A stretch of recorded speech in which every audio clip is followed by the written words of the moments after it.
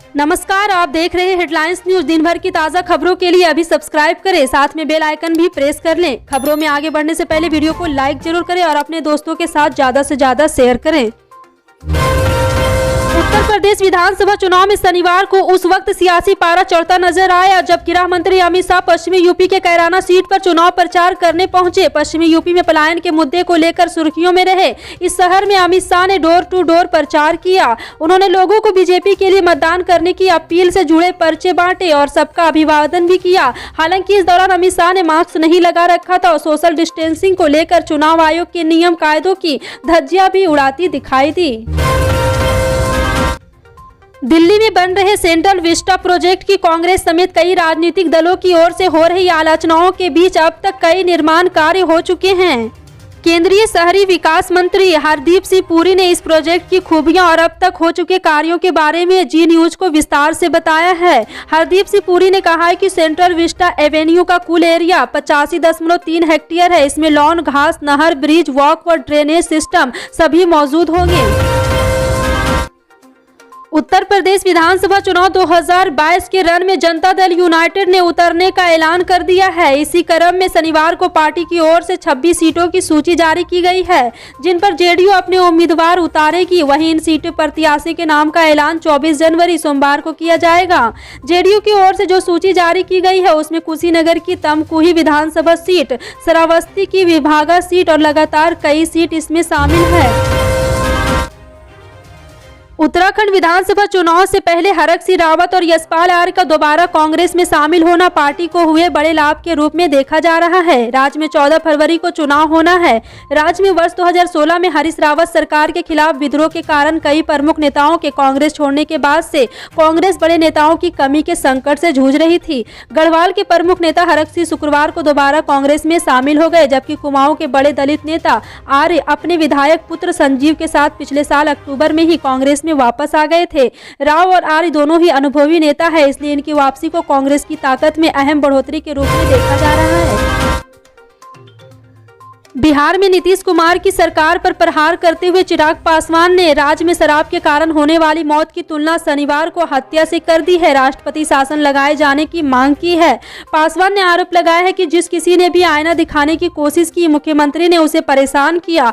इसलिए जब भाजपा ने राज्य के अध्यक्ष संजय जायसवाल ने शराबबंदी कानून में खामियां उजागर की तो जदयू उनके पीछे पड़ गई है।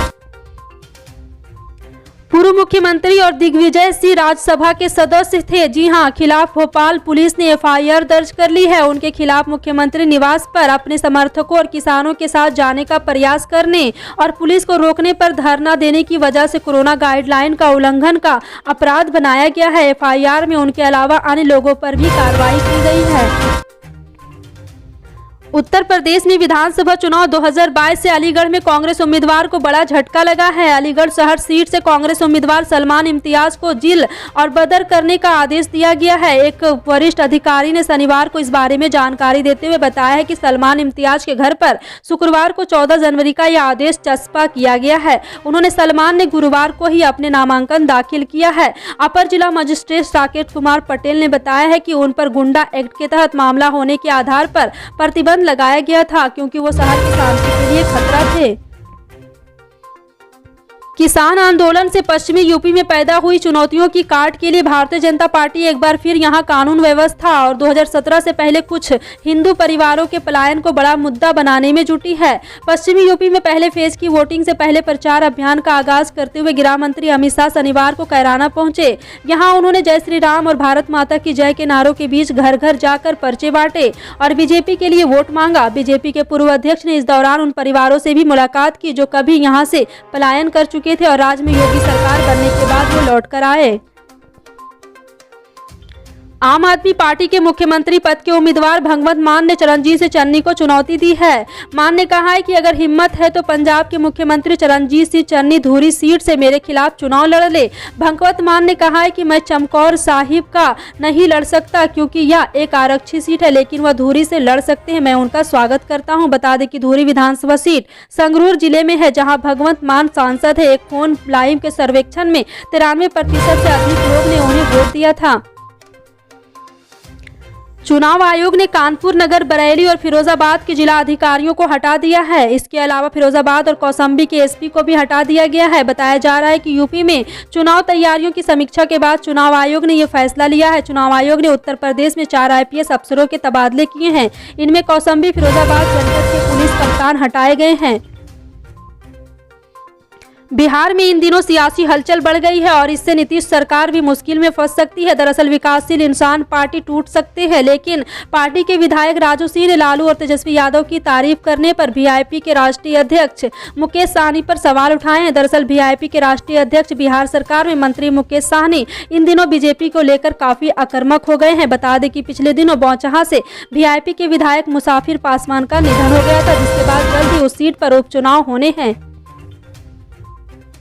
2022 के दिन अब नजदीक आ गए हैं। ऐसे में कोरोना काल में दूरी बनाए रखने के लिए अपना वोटर ID कार्ड अपने फोन में डाउनलोड बहुत जरूरी है। इसी को ध्यान में रखकर इलेक्शन कमीशन ऑफ इंडिया ने ई-एपिक प्रोग्राम को पिछले साल पेश किया था। अगले महीने उत्तर प्रदेश, पंजाब, उत्तराखंड, मणिपुर और गोवा में चुनाव शुरू होने वाले हैं। ऐसे में मतदाताओं को मतदान प्रक्रिया के दौरान शारीरिक दूरी बनाए रखने के लिए सेवा का लाभ उठाने की सिफारिश भी की गई है। एपिक आपके फिजिकल वोटर ID कार्ड का एक PDF वर्जन है। उत्तर प्रदेश विधानसभा चुनाव की तारीखों की घोषणा के साथ ही टिकटों का दौर भी शुरू हो गया है। ऐसे में टिकट नहीं मिलने पर नेताओं की नाराजगी भी खुलकर सामने आ रही है। ऐसा ही मामला उत्तर प्रदेश के मुरादाबाद से सामने आया है। यहां सपा के 2 विधायक पार्टी से नाराज चल रहे हैं। पश्चिमी उत्तर प्रदेश के मुरादाबाद में समाजवादी पार्टी ने अपने 2 मौजूदा विधायकों के टिकट काट दिए हैं, जिससे विधायक बगावत पर उतर आए हैं। मुरादाबाद देहात विधानसभा सीट से सपा विधायक और पूर्व मंत्री हाजी इकराम कुरैशी ने तो सपा अध्यक्ष अखिलेश यादव पर पूंजीपति को टिकट देने का आरोप लगाते हुए कहा है कि मैंने मंत्री और विधायक रहते हुए मुसलमानों के काम ज्यादा किए हैं। हो सकता है ये बात पसंद ना आई हो और इसलिए मेरा टिकट काट दिया। मैं समाजवादी पार्टी में 28 साल से था। अब जनता और मेरे समर्थक जो फैसला लेंगे मैं वो करूंगा। बहुजन समाज पार्टी ने शनिवार को उत्तर प्रदेश चुनाव के लिए अपने उम्मीदवारों की दूसरी सूची भी जारी की है। इसमें दूसरे चरण की 55 सीटों में से 51 उम्मीदवारों के नाम है।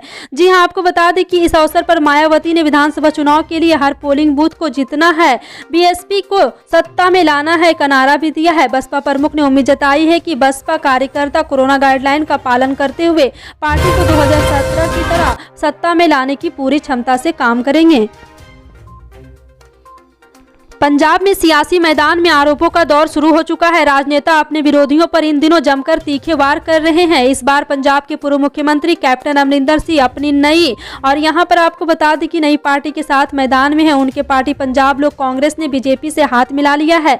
आज कैप्टन अमरिंदर सिंह ने अपनी सीट का ऐलान करते हुए कहा है कि वो पटियाला सीट से चुनाव लड़ेंगे। उन्होंने कहा है कि 300 साल पुराने वाले परिवार का घर नहीं छोड़ूंगा। अपनी सरकार की उपलब्धियों और प्रधानमंत्री नरेंद्र मोदी सरकार की उपलब्धियों पर जनता से वोट मांगूंगा।